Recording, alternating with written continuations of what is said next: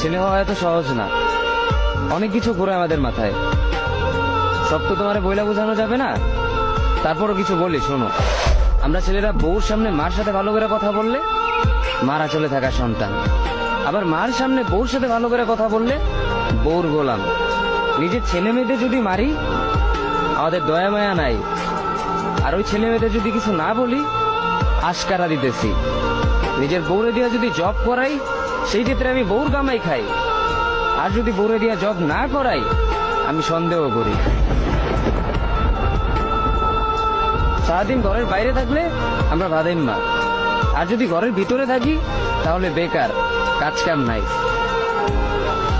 আর এই তোমাদের মেয়েদের গায়ে যদি আমরা ভুলেও টাচ করি না আমরা নির্যাতক, আর যদি তোমরা মেয়েরা আমাদের গায়ে হাত তুলো আমরা কাপুরুষ। আর একটা ছেলে কি বা করে পুরো লাইফে নিজের জন্য? মার ওষুধের থেকে শুরু করে বউ বাচ্চার প্রত্যেকটা শখ পালন করার দায়িত্ব একটা পুরুষের। কিন্তু কি লাভ এত কিছু কইরা? দিন শেষে একটা ভুল করলেই সবাই ভুলা যায় যে কে কি